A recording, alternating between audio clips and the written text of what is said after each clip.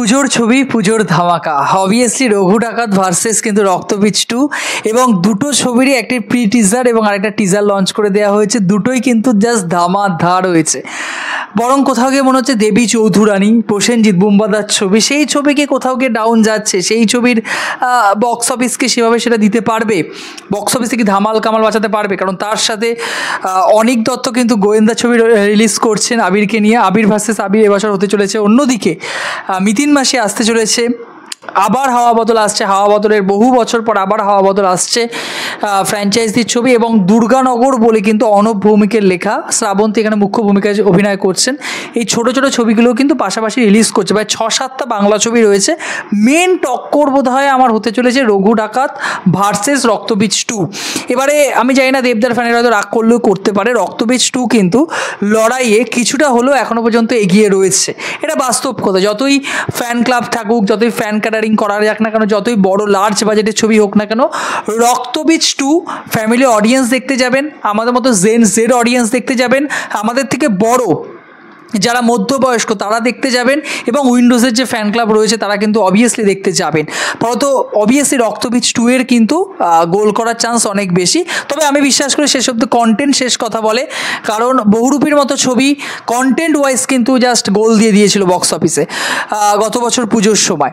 আবার অবভিয়াসলি অন্য একটি ছবি ছিল যেটা কিন্তু কন্টেন্ট ওয়াইজ ভালো হওয়াতে অন্য সময় অন্য জায়গায় কিন্তু বক্স অফিসে হিট দিয়েছিল। তাছাড়া ফ্র্যাঞ্চাইজি ভ্যালু তো থাকেই একটা।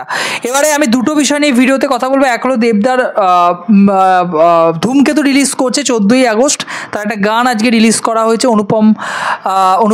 অনুপম রায়ের সুরে, কথায় তার গাওয়া মা। গানটা রিয়াকশন করব। গানটা অ্যাজ ইউজুয়াল ভালো। সেই সময় অনুপম রায়, আজ থেকে আমি 8-9 বছর আগের কথা বলছি, অনুপম রায়ের একটা সুরের একটা টেকনিক ছিল সেই সময়, তার সেই সময়ের গানগুলো শুনবেন, তার একটা ধারা কিন্তু সেখানে বজায় রাখা হয়েছে। যেটা সবথেকে ভালো লেগেছে গানটার থেকেও আমার, গানটা ভালো খারাপ নয়, মা যতবার শুনবেন এই ধরনের গান হয়তো আপনার ভালো লাগবে আরও বেশি।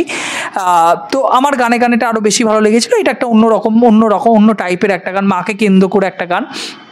এর যে থিম সংটা আর কি, মানে যেভাবে ভিডিওটা আমরা দেখতে পাচ্ছি, ভিডিও যেভাবে প্লে করা হয়েছে, দেবদার মেনলি যে বয়স্ক লুকটাকে আমরা দেখতে পাচ্ছি, এবং তার মায়ের ভূমিকায় আমরা একজনকে দেখতে পাচ্ছি, বিখ্যাত একজন শিল্পীকে, অভিনেত্রীকে। তো তাদের মধ্যেকার যে সম্পর্ক একটা সময় ছিল, তার সেই সময় উৎসব ছিল বাড়িতে, তারপর যে সমস্ত কিছু বদলে গেছে, দেবদা তার মায়ের কাছে যেতে পারছে না, দূরে থেকে তাকে দেখছে বা তার স্মৃতিচারণা করছে। তো ভিডিওগ্রাফিটা আমার অনেক বেশি পছন্দ হয়েছে, এবং আমার মনে হয়েছে যে মানে ইমোশনটা কোথাও গিয়ে দেবদার এক্সপ্রেশনে কিন্তু ফুটে উঠছে। দেবদা ইন্টারভিউতে বারবার করে বলেছিলেন বহু বছর ধরে এটা তার জীবনের বেস্ট কাজ। আমি জানি না বুনোহাসের থেকে বেস্ট কাজ কি ধূমকেতু হবে কিনা, অবভিয়াসলি আমি দেখলে বুঝতে পারবো। তবে তার প্রস্থেটিক যে মেকআপটা করা হয়েছে বয়স্ক লোকের ভূমিকা, এখানে বেশি ভালো দেখতে পাচ্ছি, এটা কিন্তু খুব ভালো লাগছে, খুবই ভালো লাগছে। টিজারে অল্প একটুক্ষণ দেখতে পেয়েছিলাম, এই গানে কিন্তু তার মেকআপটা সত্যি খুব সুন্দর, এবং এক্সপ্রেশন ওয়াইজ ছবিটার গান, কথা এবং এক্সপ্রেশন কিন্তু দেবদার খুব সুন্দর। তো অবভিয়াসলি একটা মায়া জড়ানো একটা গান কিন্তু হয়েছে।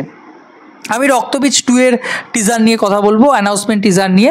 এটা ব্যাপক হয়েছে ভাই, ব্যাপক হয়েছে। আমি জানি না কেন বারবার করে মিমি চক্রবর্তী বিকিনি পরা বা কৌশানী নুসরতকে নিয়ে ট্রোল হচ্ছে। দেখুন, মিমিকে বিকিনি যেন পড়ানো হয়েছে আমরা জানি না, কিন্তু উইন্ডোজের ছবি এতটা নিচে নেমে যায়নি, এবং রক্তবীজ 2 এর মতো যেহেতু ছবি, নিশ্চয়ই কোনো কারণ রয়েছে। সে হয়তো ইমাজিন করছে স্বপ্নে, বা কোনো একটা ব্যাপার হয়তো, বা হয়তো এমন একটা জায়গা বা এমন একটা ট্র্যাপ, হানি ট্র্যাপ হয়তো, যেখানে হয়তো মিমি চক্রবর্তীকে এই লুকে হয়তো আমরা দেখতে পারবো, তাকে হয়তো সেভাবে প্রেজেন্ট করানো হবে যাতে তার ফাঁদে পা দেয়, যেহেতু সেখানে লিড ফিমেল ক্যারেক্টার। এবং আবিরকে অবভিয়াসলি, আবির চ্যাটার্জিকে তো পুলিশ অফিসারের ভূমিকা দুর্দান্ত লাগে, অ্যাজ ইউজুয়াল ভালো, তার এক্সপ্রেশন খুব ভালো। টিজারটাকে না খুব সুন্দর কাটা হয়েছে। অঙ্কুশ তো আমরা জানি মুনি, তাকে কিন্তু মেনলি এখানে ভিলেন হিসেবে দেখানো হয়নি, তার পেছন দিক থেকে ব্যাকগ্রাউন্ড, পেছন থেকে একদম ক্যামেরাটাকে রাখা হয়েছে অ্যাঙ্গেলে, সে হাঁটছে, সে কথা বলছে কিছু ক্ষেত্রে, এবং তার এক্সপ্রেশন সেটুকু পেছন থেকে আমরা বুঝতে পেরেছি।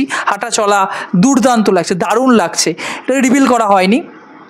ব্যাকগ্রাউন্ড কিছুটা ব্যাকে যে স্টোরি ছিল সেটা কিছুটা টানা হয়েছে, এবং কৌশানীকে নতুন একটি চরিত্র অবতারে দেখতে পারবো, ভালো লাগছে। এটুকু দেখতে পেয়েছি এক ঝলক।